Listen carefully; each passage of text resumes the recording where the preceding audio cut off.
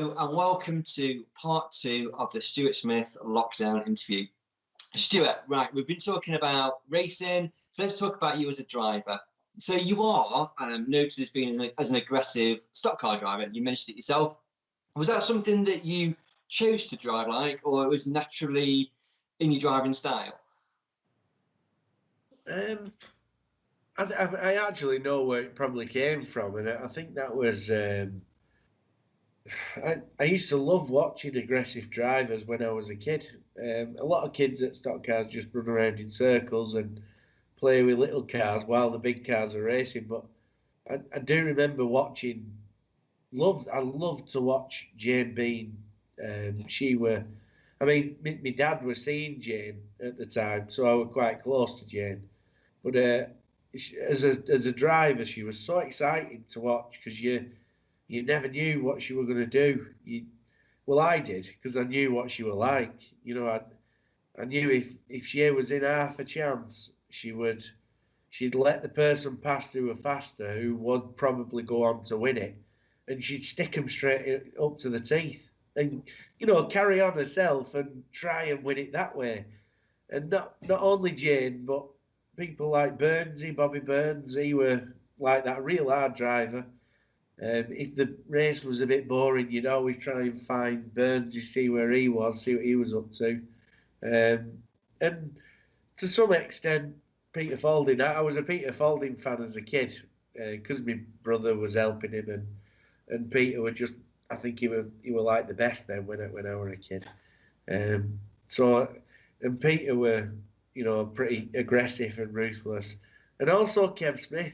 I watched Kev when I was a kid as well, coming through the ranks, and even having some run-ins with my brother when I was mechanicking for Andrew. You still appreciated the entertainment he created, and I love people like that, and I think there should be more people like that. And there is a few still around, but I think we need to encourage more of it. Yeah. So yeah, I think going back to your question, the reason why I didn't actually choose. I think I was brought up on people like Beanie, Burnsy, Kevin, and Peter. They were all hard drivers who created loads of entertainment. And I think I've got to say it as well. I think what made me even worse was the frustration of watching Andrew because I was, willing him on to win, and somebody had balk him or take him out on purpose, and then he'd get behind him and he wouldn't touch him. He'd just pass him and still try and win the race. And to me, that was double Dutch. You don't do that. If somebody took you out and took the race off you, you don't carry on to get a third. You go and stick him through the fence. That's So I think he's born out of appreciation for them real entertaining drivers, but also the frustration of watching my brother. Yeah, that makes sense. That makes sense. When I was talking to Kev Smith last week, he did say that you were both very different drivers, you and Andrew. You both drove very, very differently, which you've obviously referenced there. So just as a side question, so you've mentioned entertainment. Are you conscious that you are there to entertain as well as kind of win championships? Does that kind of sit in your brain when you're out on track? 100%. I think it should go 50-50 with you. You should be first and foremost is to win. That goes without saying. But secondly, you should have it in the back of your mind. You're an entertainer. You're not just a bloke doing a hobby and racing in circles. You're attracting people to come and watch you and watch the sport that you love, and it all goes in hand. If you're creating good enough entertainment, you'll get more and more people coming watching, and therefore the job will be healthier. So yeah, I've definitely had that thought process that I'm there to entertain as well. Just like the people I mentioned before, that I'm sure they had that same attitude. Yeah. Which is great for people watching, like you say. So thank you for entertaining. Who's the hardest driver you've raced against? Oh, it's a bit of an hard question to answer, really. I mean, there's quite a few. I mean, I'm not picking one out. I don't think, but I mean, you could say Speaky was one of the hardest because of what he did to other people, not what he did to me. So can't really say Robert, but I know we've had a few run-ins. No, we've only had one really, and that we were both going for the point championship, and it came down to a King's Lynn, which was the time before, in the week before the last meeting at Bellevue. Yeah. And he had a really good meeting, and I had an absolute shocker. And come the final, I think even though I was a lap down, he still stuck me in, and that got me back up. That, and I thought, I'm not letting you do that. You know, I'm going to get you back for that. So I went out in the national, and it was horrendous weather. It was drizzly, and yeah, I got behind him, and I never shut off. I give him the hardest hit I could. But my mistake was I lost my temper, and I didn't do it controlled, and I got my back outside on the wet, and I went in backwards and knocked myself out, made myself look like a bike tosser.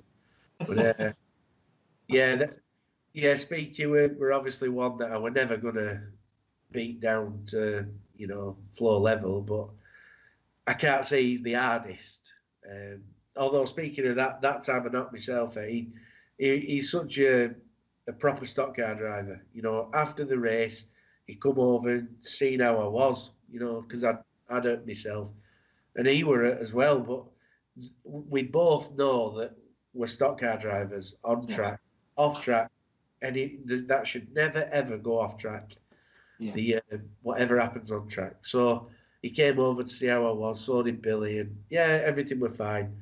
The worst thing about that was I knocked myself out, and I was supposed to be flying to Dublin the day after to go on a big piss up with Peter Falding, John Lund, Paul Harrison, Dan Johnson. There were all these stock car drivers going on this big Jolly Boys outing with all the wives and everything. But yeah, I missed out on it because I was seeing birds flying around my head all day.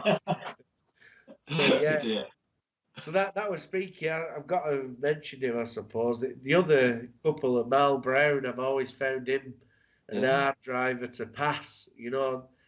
I think Mal probably saw, and Kev, me and Kev have had the running. I think he talks about it on his bit.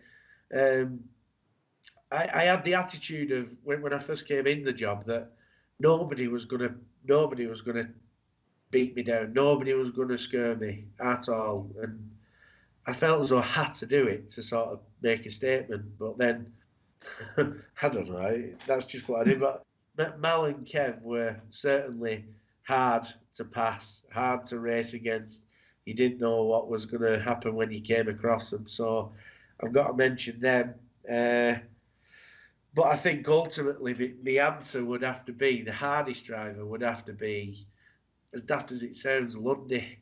We see, I touched on it before, we seem to, don't know, we seem to sort of trip over each other. It's not so much that he'd stick me in or, anything like that. I don't mean anything like that. I mean, John's a gentleman off track, but on track he can be ruthless. And I think I remember when I was blue and it was for a final win at Bellevue, and I tried to. He was obviously faster than me. He caught me up, and there was only 4 laps to go, or something like that.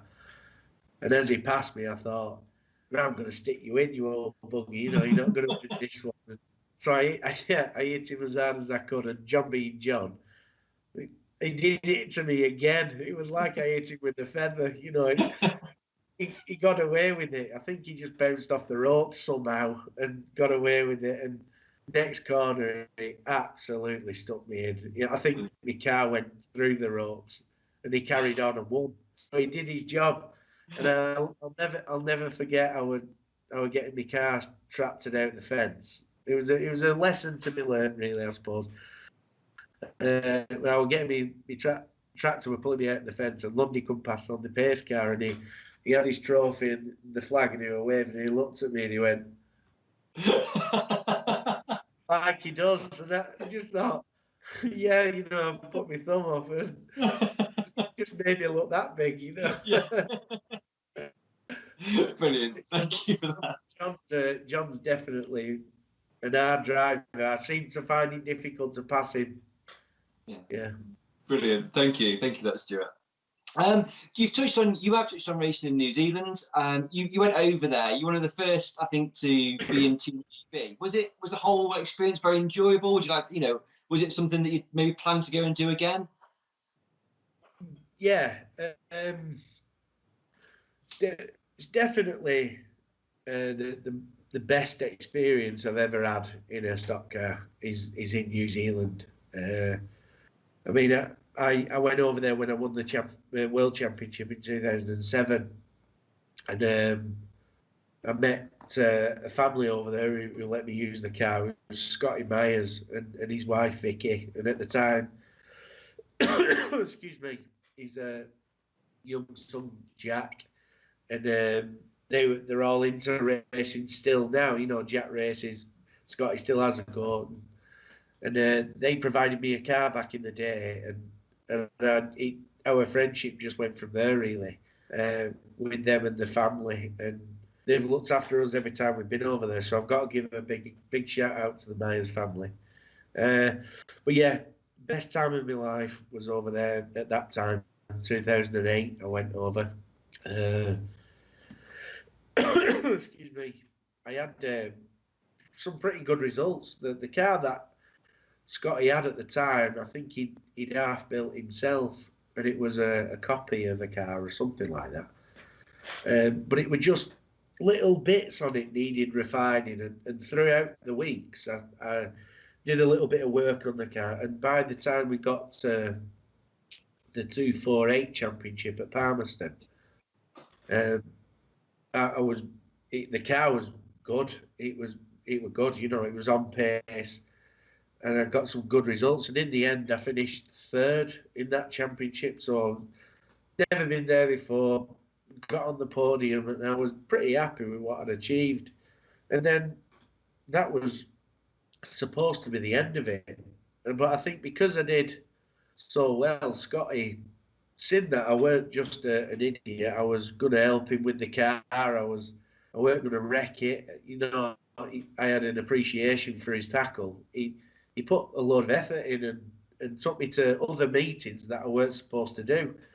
And I remember one night, he's a bit crazy, Scotty. He don't care about speed limits and that. And he had a big pickup then, and a Ford 150. He had a car on the trailer, and I think we decided only to go to this meeting like last minute. And we're doing 100 miles an hour with this car on the back on these shale roads in New Zealand. And I was more scared of that journey than I was getting in the car when I got there. But yeah, after that, he kept pestering me saying, "You've got to stay on for teams. You can't go home." And I've been there for. Bloody hell, I think I've been there for like 3 weeks, 4 weeks or something. Yeah. And I'd never been off work in my life for that kind of period of time. So I had to ring my dad and ask him if it were all right. Well, I didn't actually ring him. Scotty's wife, Vicky, rung him when she were pissed. And the time differences, I think it were early in the morning, so my dad had been going to work, and I was dreading this because my dad were fine when he was sober. Sorry, when he was drunk, he was quite amicable, but when he was sober and in business mode, he was, you know, a bit stern and a bit short with people. So anyway, Vicky got him round, and he agreed. Yeah, you can stay there for another week or so. And I think it was the week before Teams Champs. I didn't know what to expect. I've seen all the videos, and you know, I remember watching a video with Scotty, and he was showing me these crashes from Teams Champs, saying, "Oh, this guy never raced again, and he never raced again, and he broke his back, and he." I sat there thinking, "Fucking hell, you know, this teams racing really hard racing over here." And then I think it weren't long because me and Guy Parker were over there on our own at that point. we'd gone originally with Neil Scudden and Peter Falding, and we'd had a really good time. That's why it was the time of my life with them three.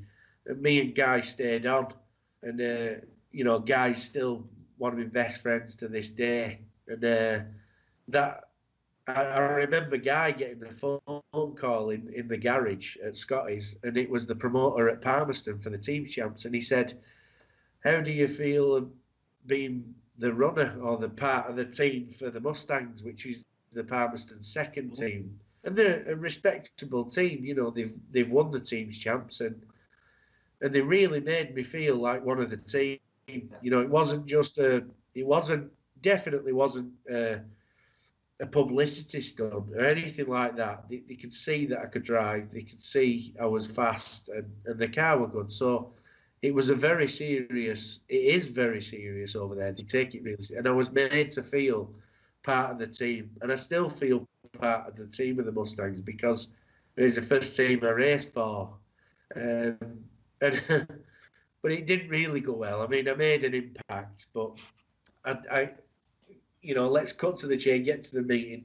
Got all that done, all the scrutineering in the town. It was such an experience, but actually getting down to the nitty gritty of racing, I had to watch loads of videos, be taught, and I had so much information thrown at me about what to do. I didn't really know what I should do because I had too much information, really, looking back. But the first race was was a bit of a damn squib. We'd had a brand new prop built for it, and we put the prop shaft on. And it did 4 laps testing this prop, and it hadn't been welded up. So as they do clutch starts over there, so for the first race of the Mustangs, the green flag went down, and I dropped the clutch to set off, and the prop went in half. So I didn't even set off. You know, all this build up. I mean, it's massive over there. I was on TV. I was in papers as being the first POM to do team champs and all this. And then I never set off in the first race. I felt like a bit of a knob, really. But, I felt an even bigger knob in the second race because I was doing all right for the team. I was anxious to get forward and win the race for them. And I came across Kerry Pajerski, who's renowned for the best blocker, which is a car that won't let you past. In a sense, in a team race. And if you go around the outside of that car, there's every right to just put you up the wall and turn you over and do whatever he wants to you, you know, stop you from winning that race. And Kerry was the best blocker in the country at the time. And I don't know why, but as I come behind Kerry, the only piece of information I remember was if you go around the outside, just keep your foot in, don't back off, and just run round the fence because the cars will just go around the fence like a skeleton string, you know. So I did.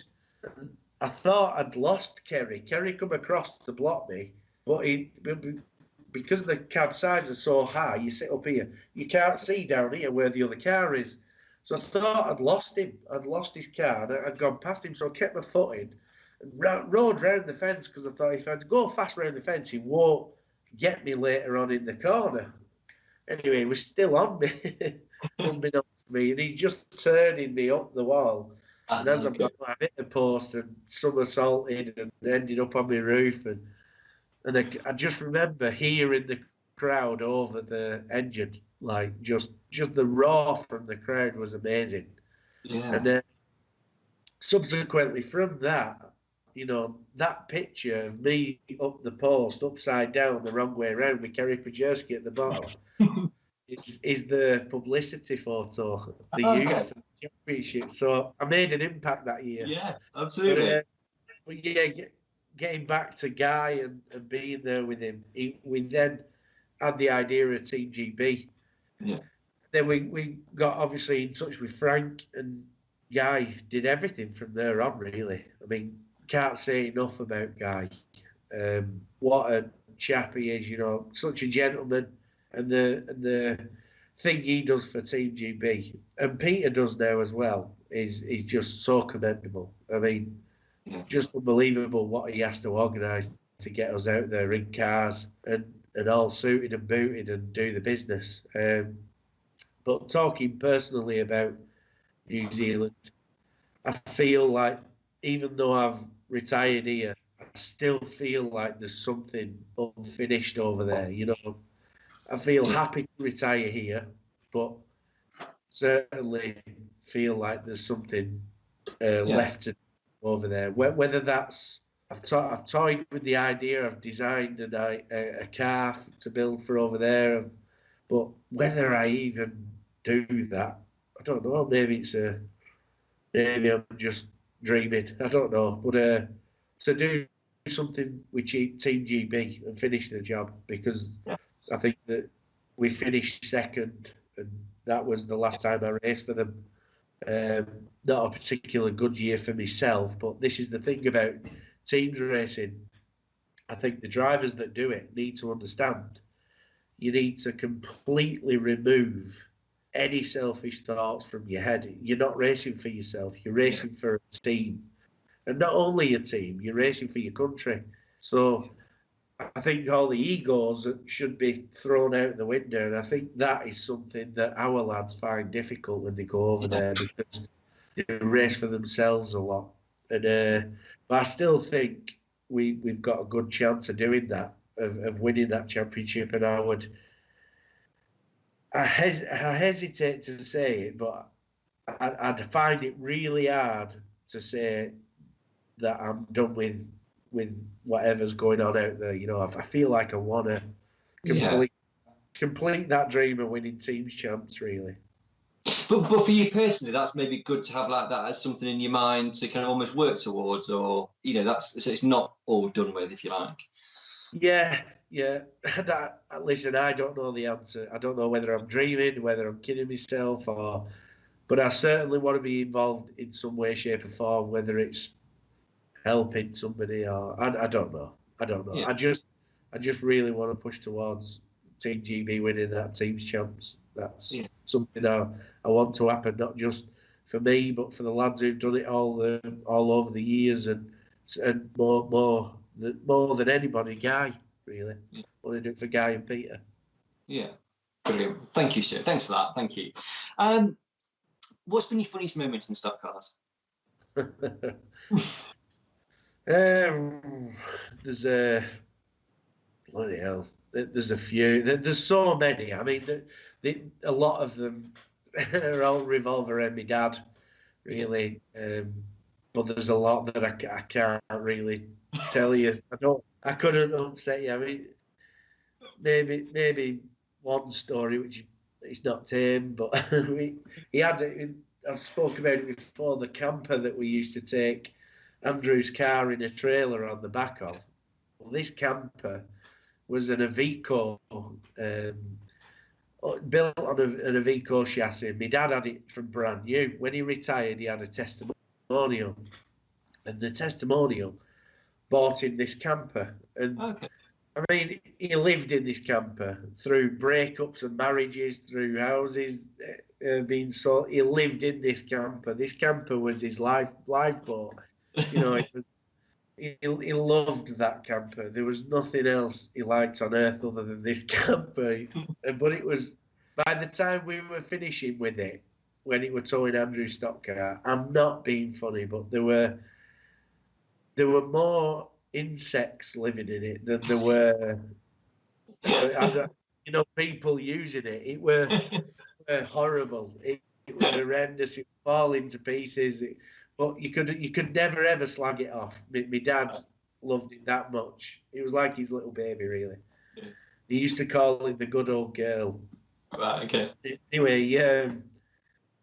he always used to get in it after a meeting, and this is how comical it was. This camper and my dad, they were always together.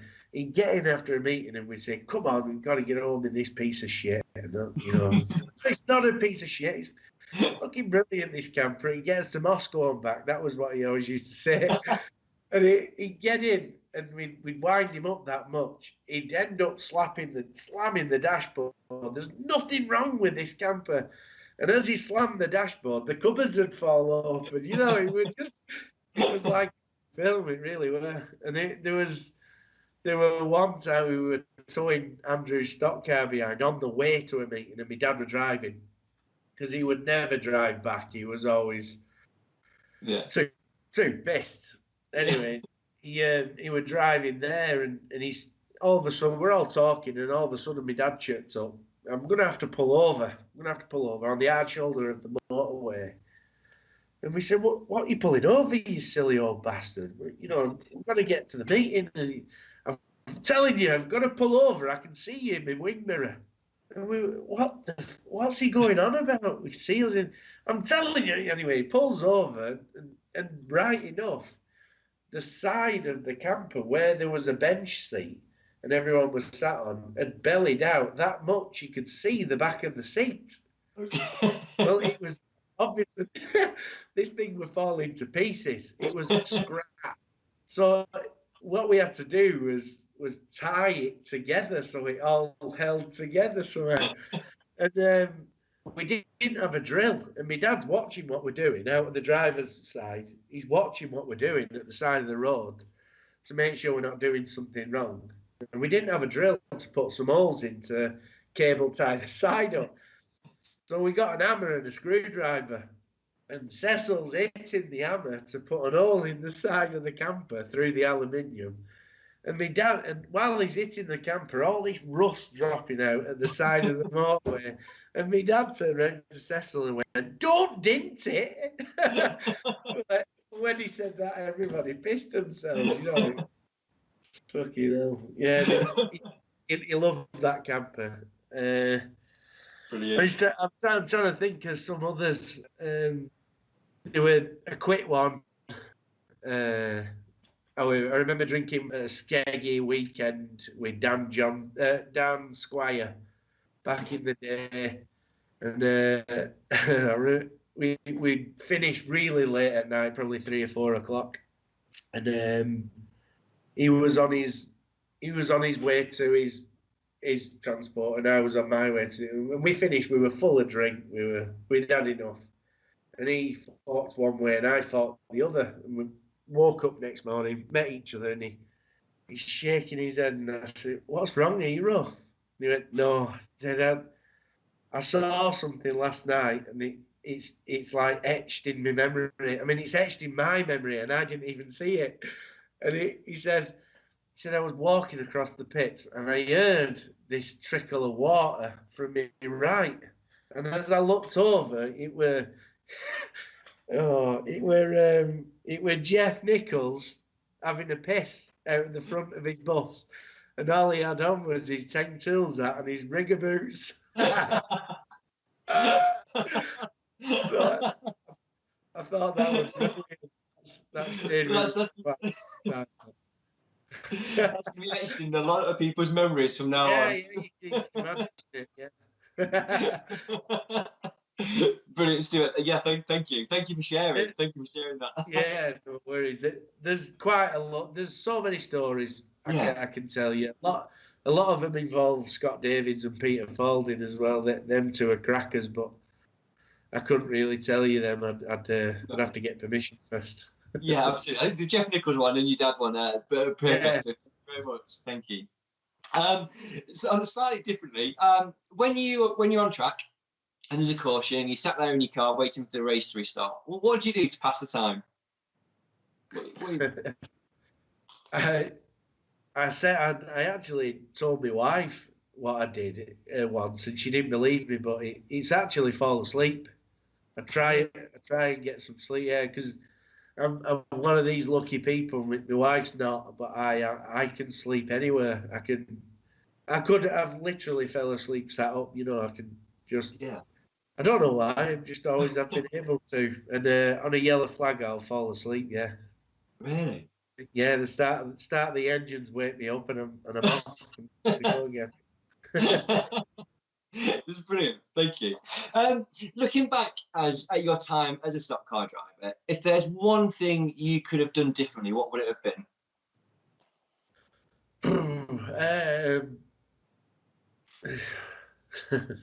Well, I could say not race at Northampton, could I? That fateful day, but yeah. One thing about that, I mean, I'm not saying it's that, but one thing about that was before that meeting, me and Frankie were obviously going for the points. We were stood talking because the tracker were wet, and we looked at each other, and he's like shaking his head, and we were half sort of saying to each other, you know, you say it first, and I'll agree with you. And he said it. He said we shouldn't be racing. You know, it's too dangerous. And I wish I'd have said, yeah, balls to it. Should we go at the bar? You know, I wish I'd have said that really. But no, that's not something I'd do differently. I think one thing I would do differently is maybe be at a time when I was like years and tears years and the changes in the sport, like I mentioned before with tyres and certain aspects of cars, when the at that period, I wish I'd have stuck at it more. I wish I'd have gone testing more. I just had this belief that it weren't the right thing for the sport, and I kidding myself really.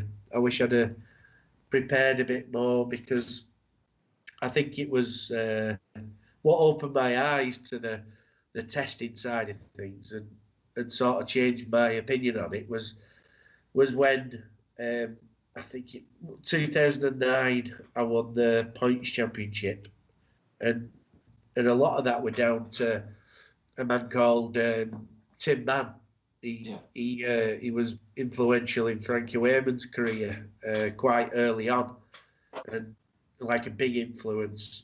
And he just come on board. He come back to the sport, and yeah, lovely bloke, and he just wanted to help me. And he never really actually went to many meetings. He was that good at watching a car and seeing what he thought were wrong with it on a video, and then he'd ring me on the Monday or Tuesday, and we'd talk about the changes we could make, and that involvement of somebody that's that experienced and also telling you that you're good, you know, that helps a lot because I didn't really have that. I was raced against my brother who he's never going to say actually you're quite a good driver, Stuart. He's not going to say that.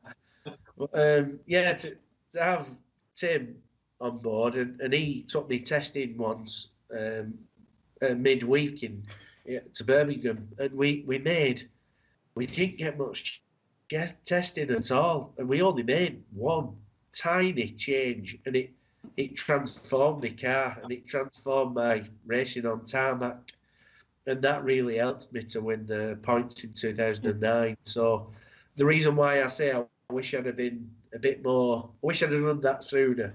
I think the testing side of things, and I wish I'd have done more of it through my career because I think I'd have had better results in bigger races. Yeah, I think a constant theme when I've been talking to drivers is that to be at the top of the sport, it is just such a huge commitment you need to make personally, professionally, to get, because everybody can be great, but it's that who, you know, to be that next level up and be the number one is a challenge. It's a real challenge, isn't it? Yeah, I can't really, until you do it, you'd never realise how much time is involved. I mean, I'll give you an example. Rob Speak said that when he raced F2s, he could do a lot of it himself. You know, I remember him saying when he come into, like with an F2, you could lift the back axle out yourself, and you could do a lot of work yourself, and it's only small about you know what I mean. The components are a lot smaller and easier to manage. But with the Formula One, you need a team of at least 3 lads behind you if you're to go to the top, and at least 3. Don't get me wrong, you need good women behind you as well, or fellas. You know, it doesn't matter who they are, but you need a team there to do all the ancillary work, if you like. You know, the stuff that you don't see, not necessarily just working on the cars. It's such a big team effort, and I've got to say, the other thing is as well is the support, the help that you get, the sponsorship. Yeah. That's invaluable. It really is, because it makes you a little bit psychological, really. That makes you think that you're not just blowing all your money. Somebody else is involved with you as well. I mean, I've had lots of sponsors over the years, and I'd like to thank them all. I really would. I'd like to take this opportunity to do that. I mean, one in particular that helps a lot of drivers out there is Jamie Davidson. And think about it, he sponsored me when not a lot of people would. I came back to the sport after a year out, and Jamie said, "Yeah, I'll sponsor you again," And it didn't make sense for him to sponsor me. I was racing against Rob Speak and recently against Tom Harris, who were his drivers, but he's a fan of the sport, isn't he? And I think that shows, because he sponsors everybody. And I think people like him in the sport need more recognition, really. And it'd be a poorer place without people like that. Yeah, no, absolutely. I agree. No, thank you for that. Thank you. What's your dream job? Dream job. Dream job. And I suppose I'd say like a professional stock car driver. That's it. But yeah, I think that'd be one. But I tell you what, in the last 6 months, my in-laws have bought a farm, and my brother has I spent a bit of time on a digger at their farm, and I spent a bit of time at Andrew's place doing a bit of groundwork at his place, and yeah, to sit on one of them diggers all day, it's not hard work, but it's quite enjoyable. So that's come a close second, I think, as well. A digger driver at the minute. It's a good job. It's a good job. Talking of jobs, you're on the BSCDA committee. Is there one thing that you'd like to bring in that you think would make a huge change, be of benefit to the sport? That's kind of your idea, if you like, or your thing. It's a really hard one to answer. That it's a good question, but it's hard to answer, because I mean, I'd love stock cars to be on terrestrial TV, as big as anything else. But let's be honest, it's not going to be. I don't think it's not. It's not. It's all about money. Unfortunately, that side of things is all about money. It's all about attracting a big sponsor.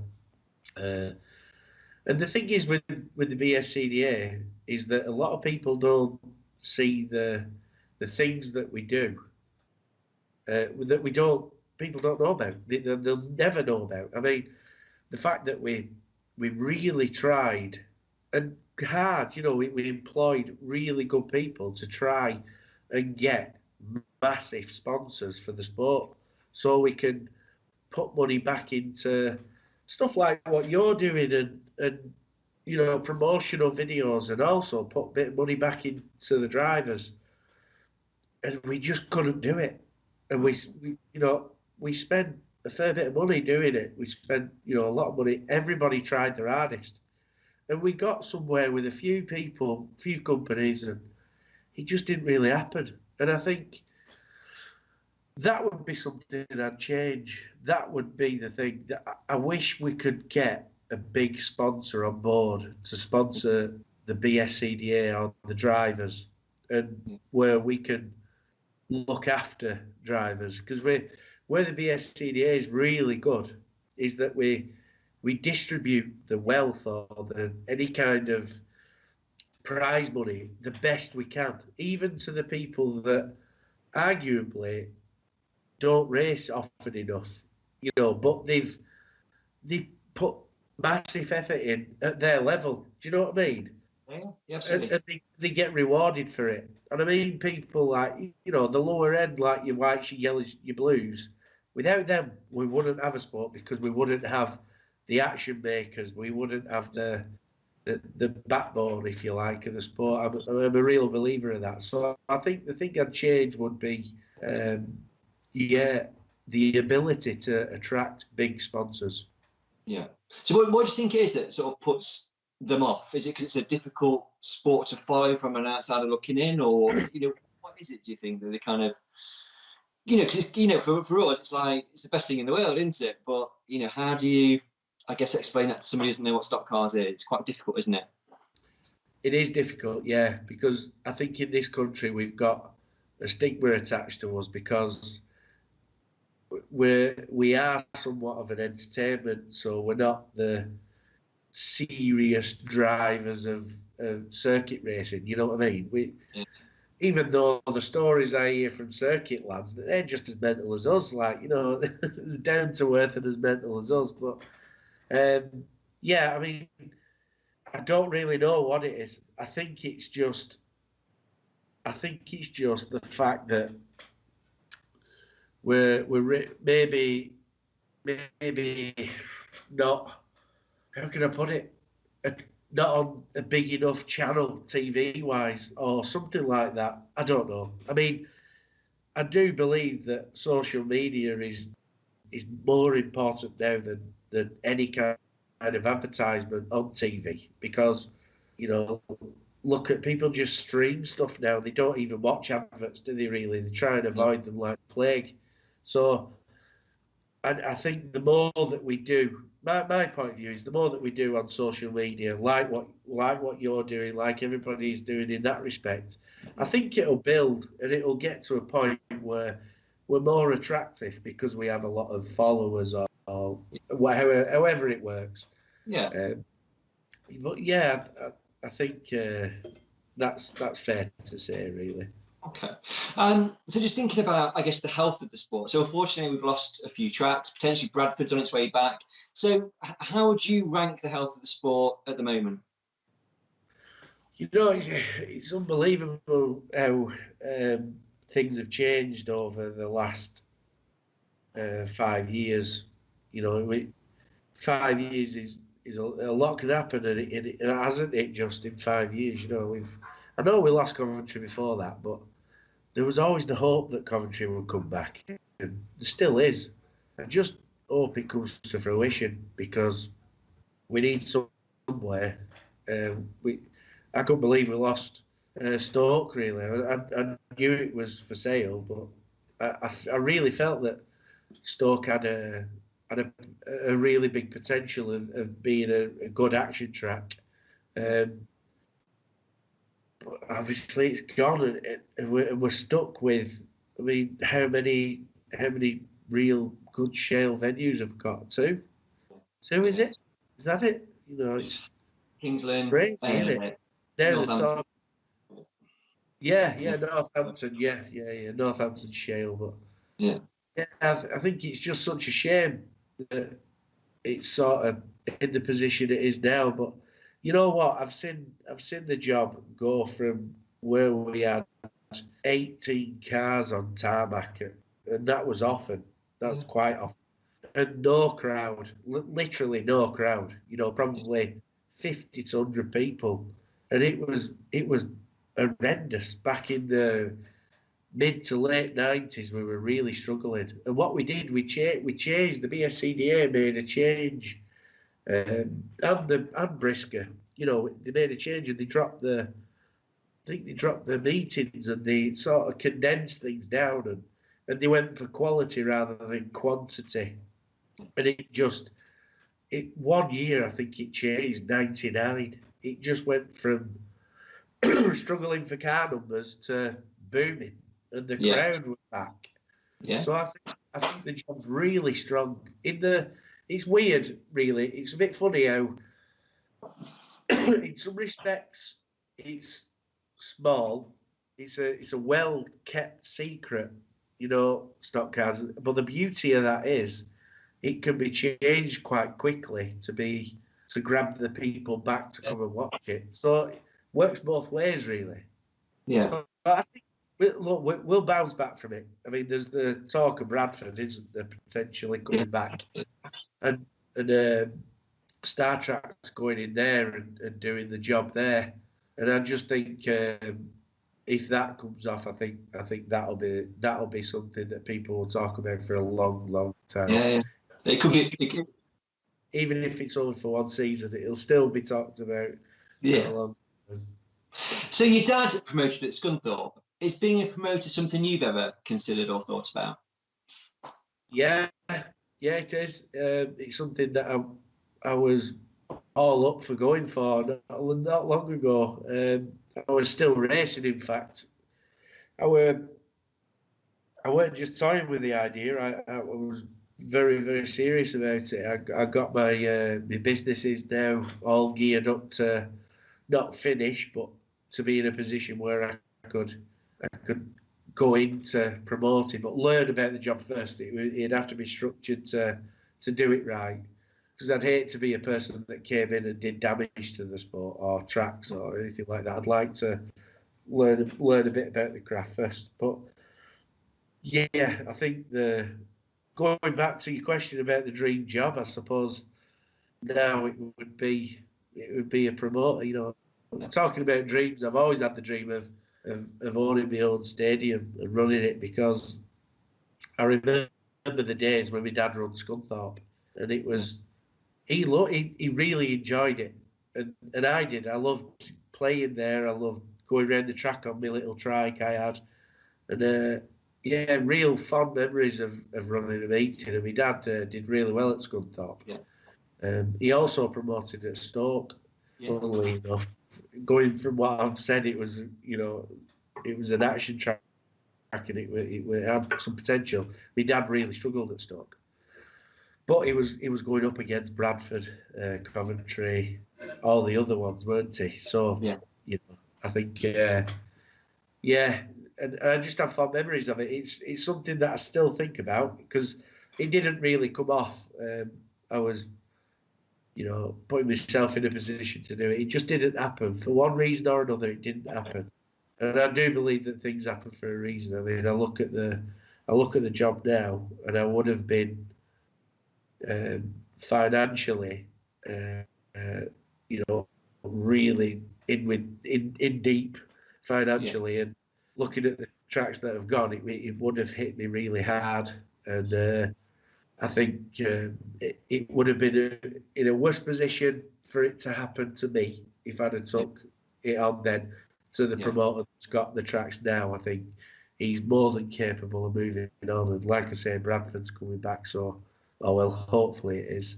I think it will do. I just have a feeling it will. But yeah, let's just cross our fingers and our toes and hope that it comes off, because it'll be brilliant round there. Yeah, it will be. I would struggle not to have a go around Bradford as well. So.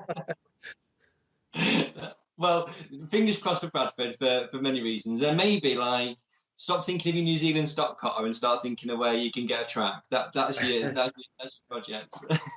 Yeah. So are you still as passionate? I mean, clearly you're still as passionate about Formula One today as you ever have been. If you don't go to the meetings and such, are you still kind of keeping in touch about who's won, who's on top form, etc.? Oh yeah, 100%. Yeah, definitely with Formula Ones, but also with other formulas as well. I've had more time to look around. Not racing Formula Ones. I've had more time to watch other formulas. Like I'm lucky enough that Jessica has been racing F2, so I've been more interested in them and looking around them. And also, I like watching bankers. I mean, who doesn't like watching bankers? It's good to watch the unlimited bankers, because I think it was Andrew's friend Jack Over. I got to know him one Christmas. We went round to Andrew's and got speaking to him and watched a few videos of the bangers with Jack in it, and yeah, I've kind of got into that. So I love the whole oval racing scene. It's not just Formula One. So yeah, I'm as keen as mustard, really. Yeah. Good. So obviously keep in touch with the sport then. Who do you see as being a star of the future in Formula One? It's a bit, yeah. I'd like to say that In an ideal world, I can't not mention my nieces. It'd be personally, I'd love to see them do really well because I know that going back to the pressure side of things, they've got even more than I had, haven't they? So Yeah. and they've got the mother as well. I mean, Lisa was good on it on a day, weren't she? She won a couple of finals, so that they've got more pressure than I ever had.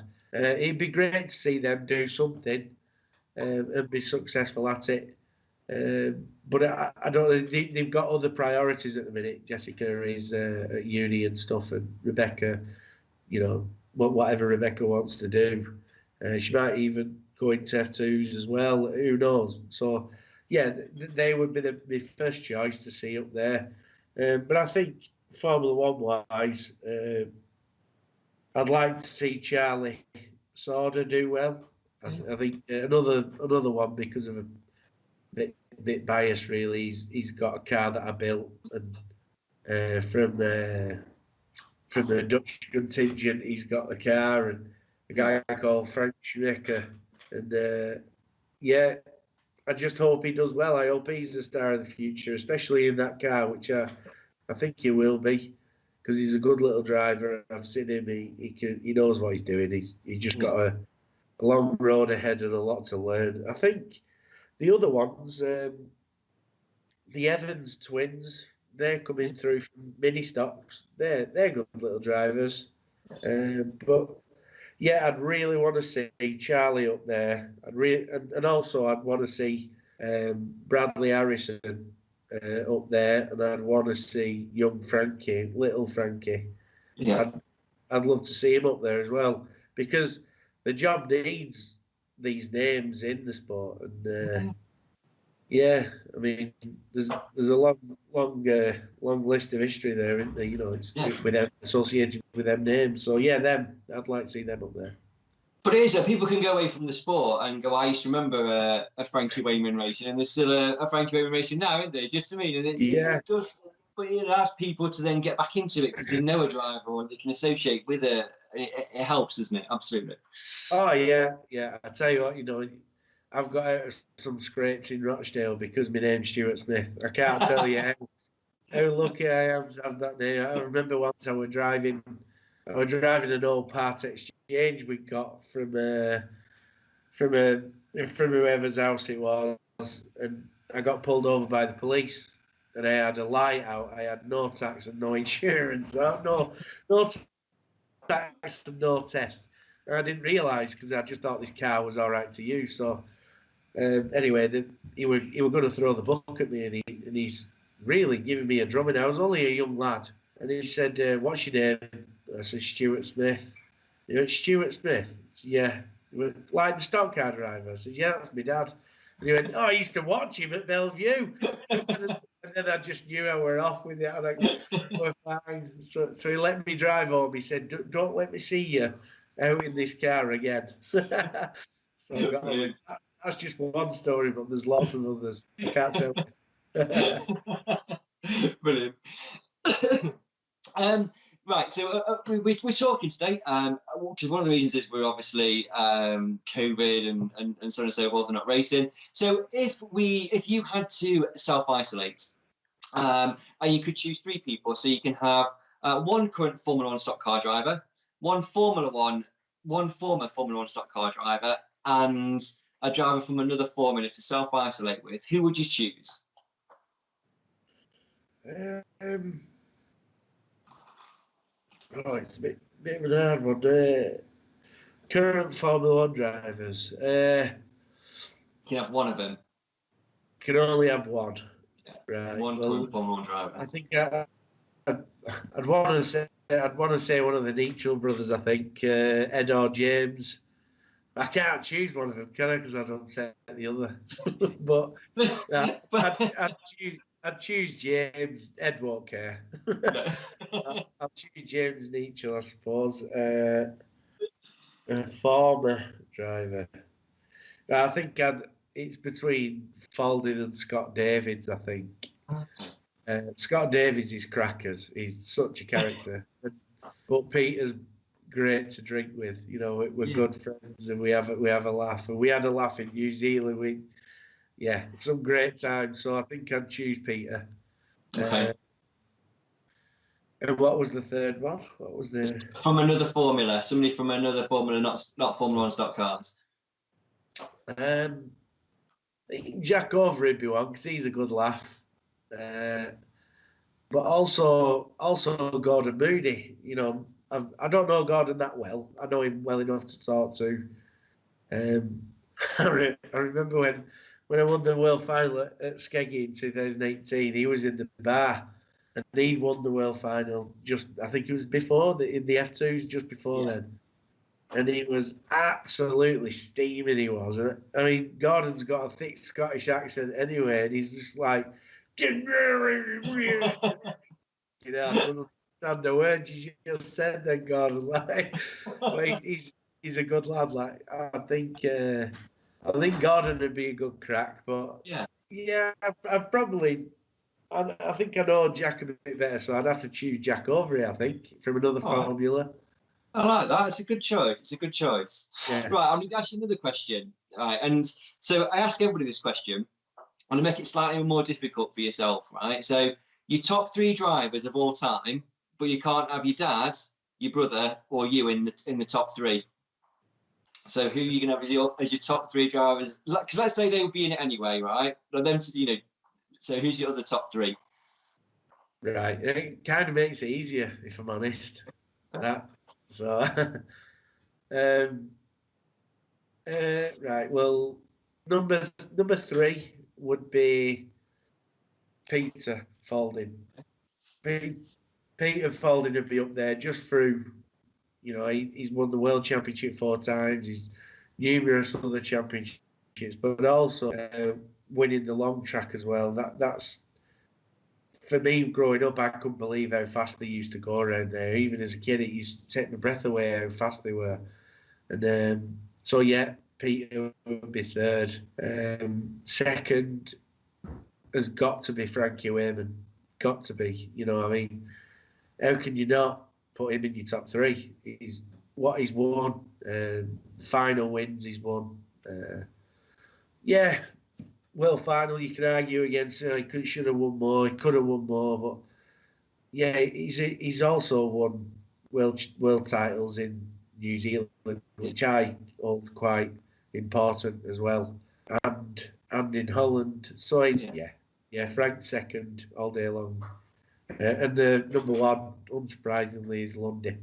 How can you not say he's number 1? Really, out of everybody other than my dad, because John's won them world titles. He's also backed it up with all the final wins, and the numerous other titles. But it was in the fashion that he did it as well. You know, over such a long period, total dedication. As with Frankie, they've got to be 1 and 2, based upon what the sheer amount of stuff they've won over the period of time. You know, but Lundy was just. Yeah, really sort of majestic. Is that the right word to describe his drive? That's a great word. Yeah. I think I appreciate how John drove in the dry. He drove like nobody else really, and when it takes me back to my own driving when I saw another driver who called Bob Ciccone. He came over and used my brother's car in 19 whatever it was, or whenever it was, and he was American. I think he was a midget driver and a super modified, big block super modified driver. And he came over and he jumped in this spare car, and him and Andrew went out racing around Bradford testing. And he went round and he was just latched on the back of Andrew, and Andrew were top lad then, you know. Yeah. He come off and I said, bloody hell, you're going really well then. But the difference was Andrew was sideways and this Bob Ciccone was not even really trying. I mean, he said to me, he said, well, if your wheels are spinning, you're not going forward. And that really rung true. And going back to John, if you think about it, John used to be quick on dry shale, faster than anybody, and I feel that I wanted to be that kind of driver that looked controlled, but Yeah. was fast on dry shale. And there's not many people can do it because you've got to be so disciplined in your head, thinking slower is faster. You know, Yeah. Yeah. that old sort of motorsport saying.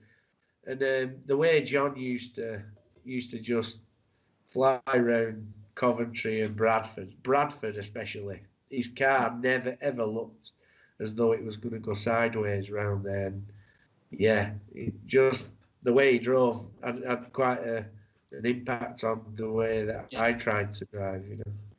Brilliant. Thank you. And I won't ask you to pick between John and your dad, because when we always do this, it's like. Oh, there's no contest. It's my dad. He's up there. But, there's loads of pictures of him up there. Yeah, my dad.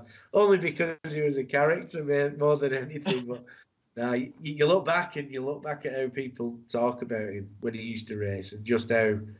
I mean, don't forget, he raced against us all. Peter Falding, Speaky, Andrew, me. I was the current world champion. There were Frankie Wayman. There were Lund. We all, Bert Finnegan, all these superstars, all right, they'd not raced for ages, but bear in mind, this was only 2 or 3 years before he had his heart attack and died. And he went out in a modern day stock car that he'd never jumped in before, never raced. And he went out and he lapped me. I was the current world champion. And he was one of the fastest cars out there. And I think my dad was a real freak of a driver, a stock car driver. Yeah. I mean, he had lots of offers of other forms of motorsport, even single seaters. But at that time, when he got the offer, he said that people were being killed quite often in crashes and stuff. And he didn't interest him. He was a stock car man through and through. He never wanted to race anything else. I mean, he did do. He raced over at Beach Ridge Raceway in America. He raced sprint cars in South Africa. He raced in New Zealand. He raced all over, and he did really well in everything he raced. He was just, I think my dad were a bit of one of them people that come along and grace a sport, and they're just a phenomenon, if you like. Yeah. A bit like Messi and Cristiano Ronaldo in football, you know. Yeah. That's how he's one of his mates referred to him at. Keith Dickens, he referred to him as a Messi of stock car racing. But that's fair. It's a fair analogy, because you say you've got this guy that's just incredible, and you know, how do you quantify that? And you can't, and other can compare and say it was like that.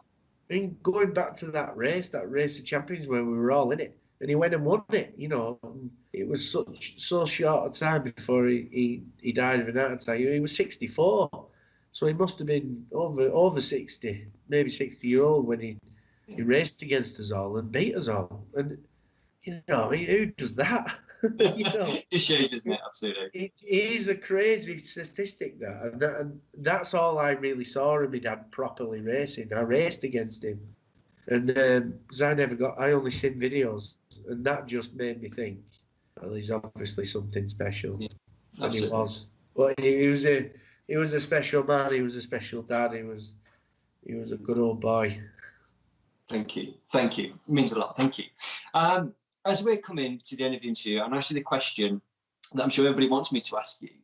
So you've got 2 children. What's your favourite kids' TV programme? Definitely Dougie. Is it Dougie? Don't know. I've not watched that one. Oh, I can't believe you've not watched it. I'm sure it's Dougie. Yeah. It's I'm not going to do the impression. You can sod off. I'm not doing the impression. It's a dog who's a scout leader. Yeah, that's my favourite. Okay, brilliant. Thank you. I'm sure some people will know what that is. I do. We do Paw Patrol and True. So if any of those, I don't know. Yeah. But in all seriousness, finally. So looking to the future, obviously everything went up for sale. I think the shell car got sold. Not sure about the tarmac one, but do you think we'll ever see Stuart Smith Jr. back behind Formula One competitively in the future? I wish I could give you a straight answer. Truth is, I don't know myself. I want to say I'll do something, but I think realistically speaking, I'm still competitive, so I still want to race, but I also still want to only race if I can be number one, and Yeah. and I think to do that, I just don't know if I'd have the commitment, and that ultimately gives you an answer, I suppose, doesn't it? Yeah. I can race after this year if I really wanted to, health-wise. I don't know. I mentioned New Zealand earlier, and I just really feel there's something unleft there. There's something not finished. I'd love to do something over there. Whether it happens or not, I don't know. As regards over here, I've said it that I'm not going to race again, and who knows? I've never said never, but yeah, I would only do it if I could be 100% dedicated, and that's certainly not going to happen if I do it all myself, because I've sold everything. Yeah, was that one of the reasons why you sold your cars and stuff, so that there wasn't the temptation there to almost go, I can race if I want to. If they've gone, haven't they? Yeah, the thing is also that I know that this year's been a freak year and nobody's raced, but 2 years of being out, it's a lot to lose. You know, the momentum. It's a lot of momentum to lose. Car, spec wise, setup wise, you don't follow the trends of what other drivers are doing, so you're out of it, and to come back, it'd take another year, 2 years to come back and be at the level that I would want to be. And you know, I'm 38 this year, and I know that's not mega old, but my dad retired when he was 40. I think Andrew retired when he was 40 as well. So yeah, I've done enough, and I want to spend time with my kids and my wife. I want to make them as happy as I can, and I know that they love stock cars, and they'd gladly go again, but that level of dedication means I wouldn't see them often enough. So that ultimately answers your question, I think. Yeah, it does, Stuart. Thank you very much. At that point, that's it. We're done. Thank you so much for your time this evening. We agreed to do a good chat, and we certainly have done. Before we go, is there anything you'd like to add? I'd like to thank everybody that's helped me over the years, really. Mechanics, sponsors, but most of all, my wife, who's put up with the dedicated nights of not being here, and she's been looking after the kids, and my family for looking after me at the time, when I had my crash. I'd like to thank them because they all rallied together and ran my businesses for me. So, yeah, and just thank you to you lot again. The lads involved, the whole people behind the scenes at the BSCDA. Sophie does a great job as well, doesn't she? Yeah, absolutely. Just everyone involved in promoting the job. While we're in this lockdown, it's been the BSCDA that's been at the forefront of the promotion, and there's an argument there, but that's for another day. But the BSCDA certainly have rose to the occasion and kept the public involved, and drivers and everybody, and it's so commendable what they've been doing and what you've been doing, and yeah, I just want to thank you all, really. Cheers, Stuart. Thank you very much. And if we get racing, hopefully I'll see you there. If not, Bradford next year. Fingers crossed. Yeah, that'll be good. you can buy me a pie and tell me when you talk. Your dad can buy him. He owes me a pie. Yeah. All right. Stuart, thank you very much. It's been a great talking to you. See you later. No worries. Cheers. Thank you. Thanks.